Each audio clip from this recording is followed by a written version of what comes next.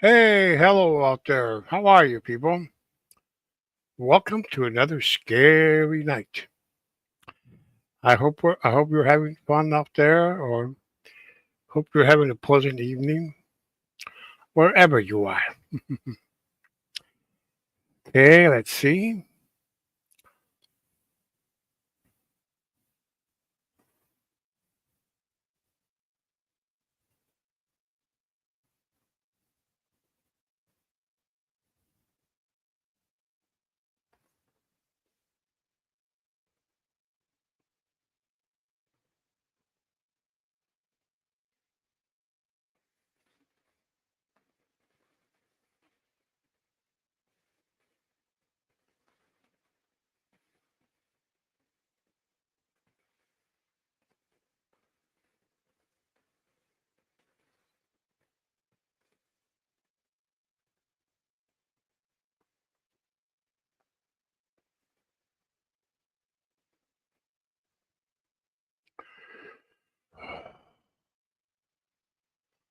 Hey, how are you? How are you?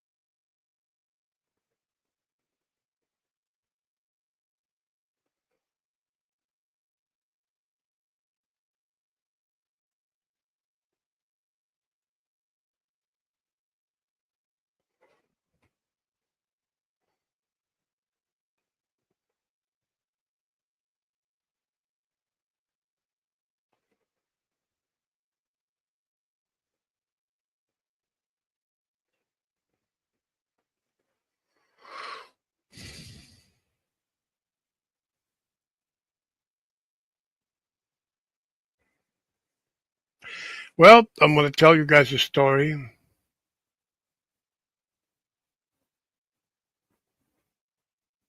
See here, the bride of the White Gate Cemetery. Every city has legends surrounding their cemetery, and Tijuana is no exception. The story takes place at the Panteón Número Uno, known as locally as the Panteón Puerta Blanca. In English, will be the White Gate Cemetery. Sometimes in the 1940s, the 1940s, a wealthy merchant's daughter, Enriqueta Hill, fell in love with a boy who was below her social class. The young woman, the young woman's father disapproved of his new boy of this new boyfriend and forbade her from seeing him. Enriqueta and the boy were to be married, and the edicts of the father devastated the young woman. Without her true love, she languished for years and became ill and eventually died.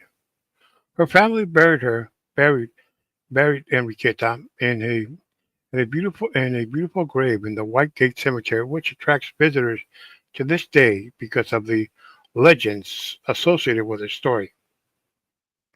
Over the decades, many people have reported seeing the ghost of a woman dressed in white and around the cemetery.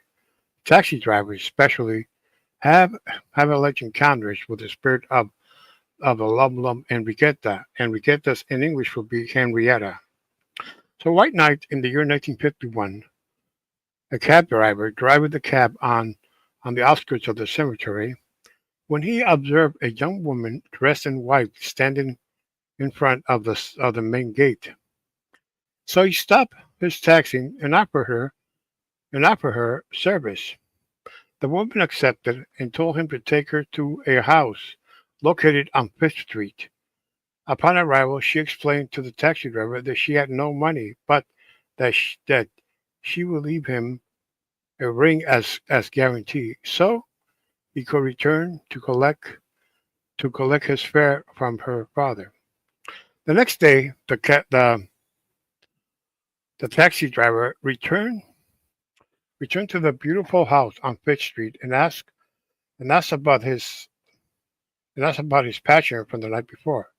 The young woman's father, who answered the door, was very upset, thinking it was a joke. But the driver showed him his daughter's ring, leaving him amazed.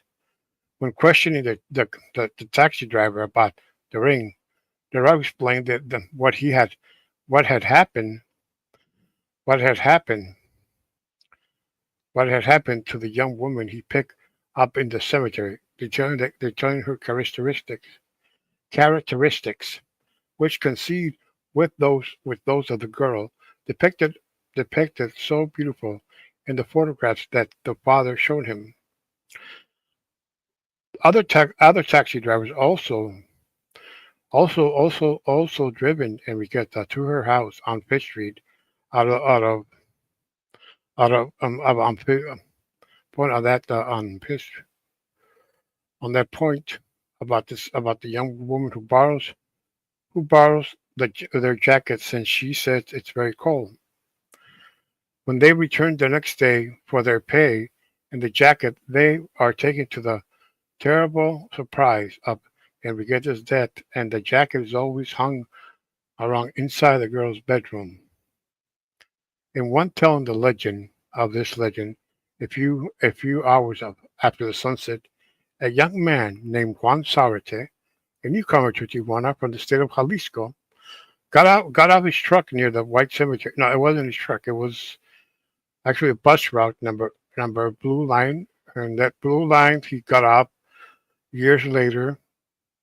My mom used to take us on that bus ride so we can go visit our aunt who lived across town back then.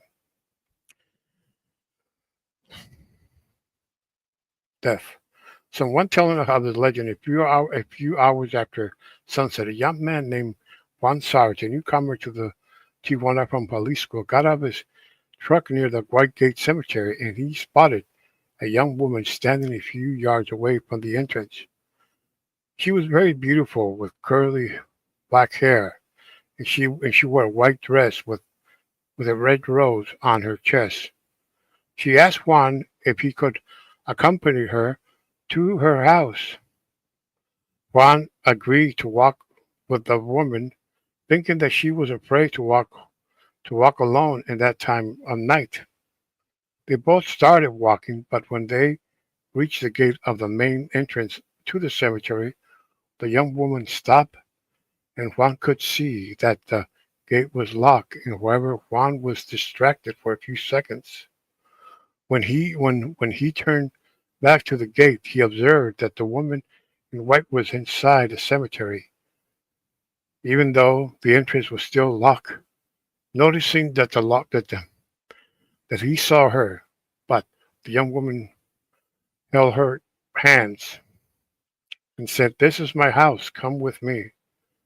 She then started pulling him by the arm. Juan struggled to get away and ran without stopping until he reached the house where he lived with his cousin on Calle Juarez. Uh, mm, the poor young man went weeks without being able to speak due to what he had experienced. Meanwhile, the legend of the beautiful still lives on. The story is more cryptic than any urban legend. The urban detains of the crypta as.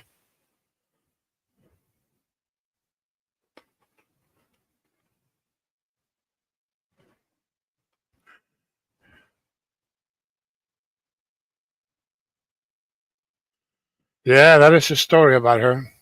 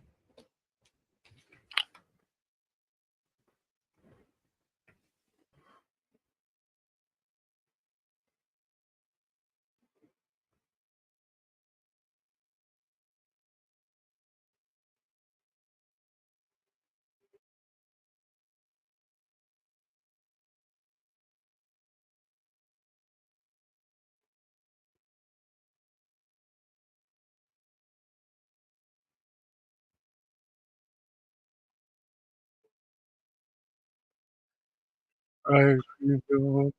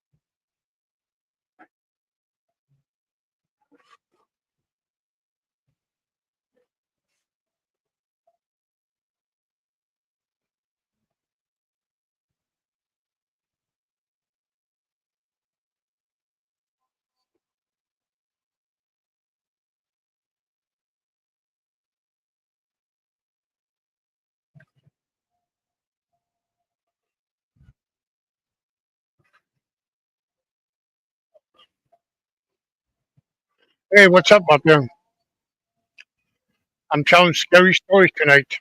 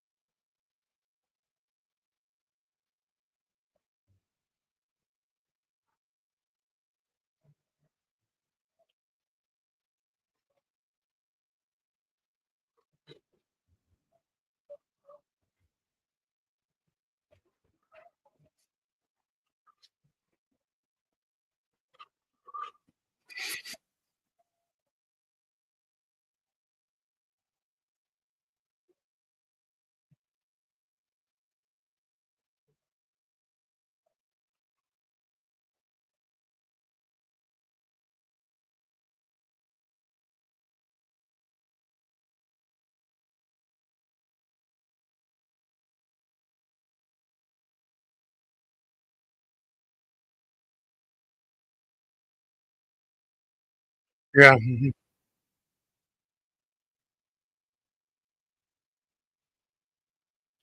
Well, I think we're going to start with another story, with another urban legend I'm about to tell you. Urban legend that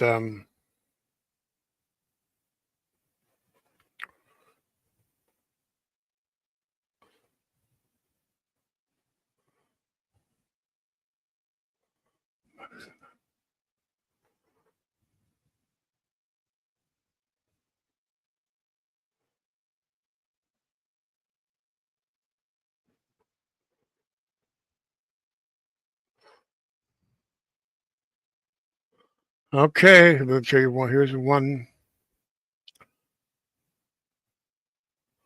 Let's see if I can find a good one to tell you guys. Nah, I don't.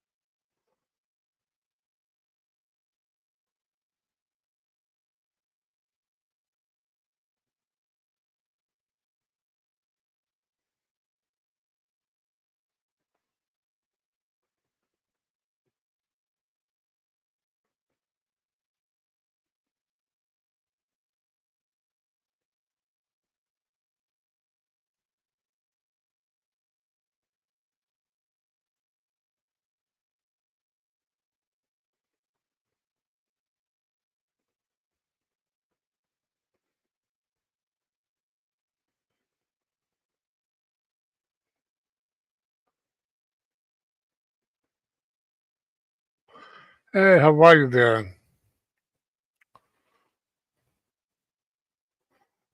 Hmm.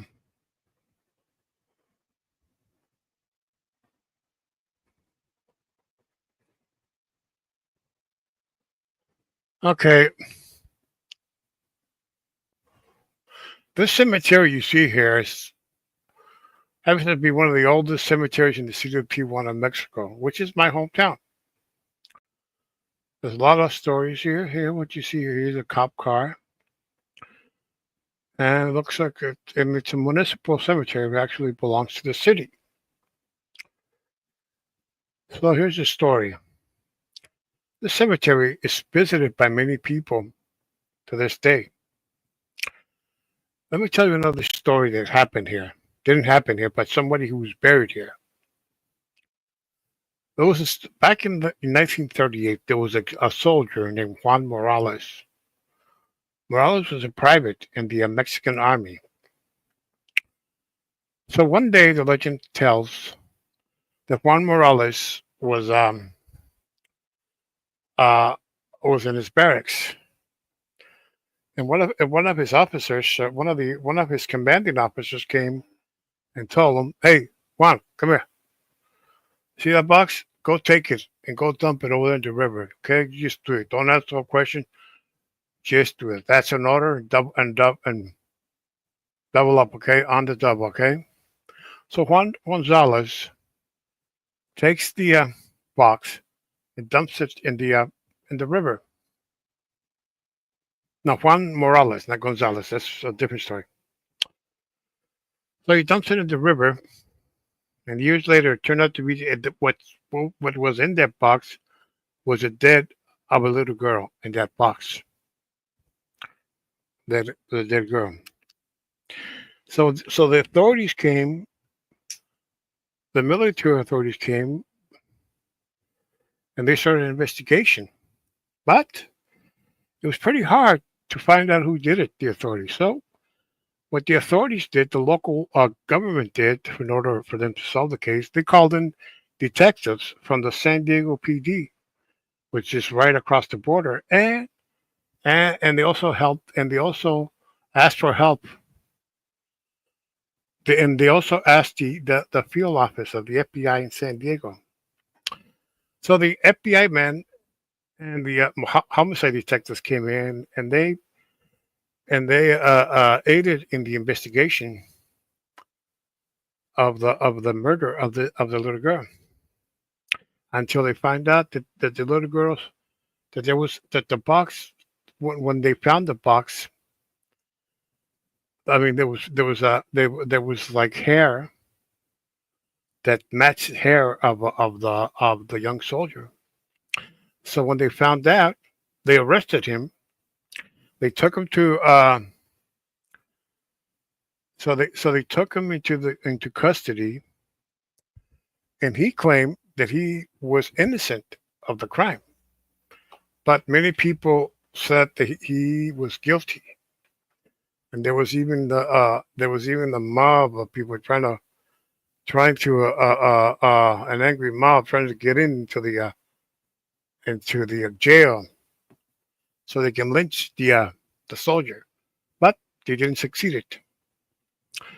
So the soldier Juan was tried and convicted, and and he was executed by a firing squad. And the legend has it here in this cemetery. You see here his his remains are buried here. Let me show you another photo of him. Let me show you a photo of him. Well, it's not exactly a photo, but just it's just a legend of him.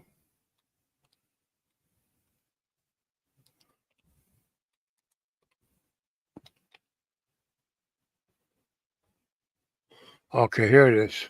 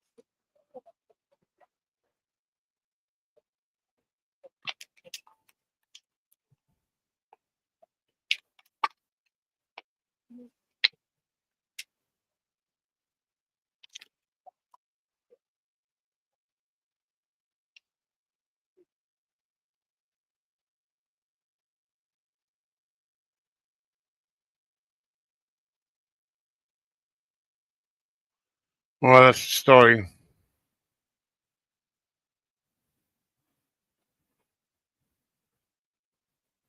So these streets bring a lot of memories. This right here, this is this is the milk company, the local city. It's called Jersey Milk. And over here, and as you go here, this will take you all the way to. This is Second Street.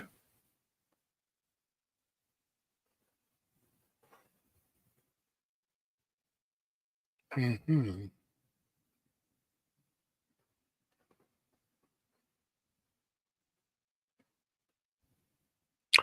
But as you go, so we go down here to the downtown area. Here to the downtown area, and we're gonna find.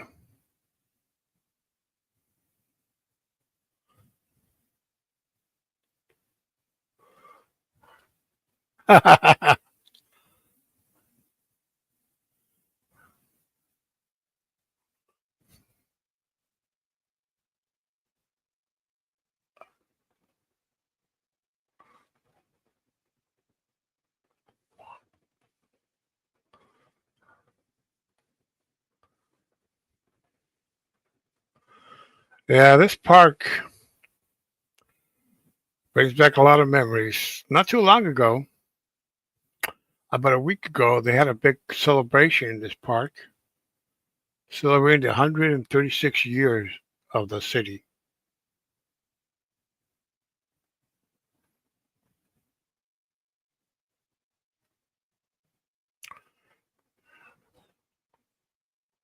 Yeah, I've been coming to this right here on this street.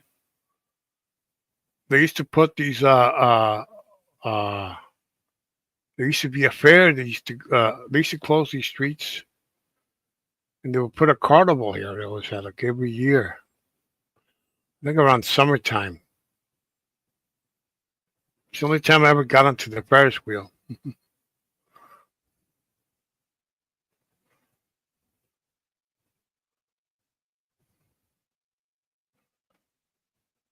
Interesting story about this place I have as a kid.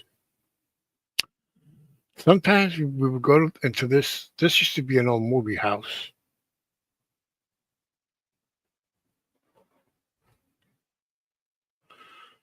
Yeah, right here. Used to be an old movie house here. The big neon lights here. I remember this doors. I don't know why these were like the emergency door, which they are now, because now it's a playhouse. I don't know why. To this day, this street, these streets where all this places freaks me out.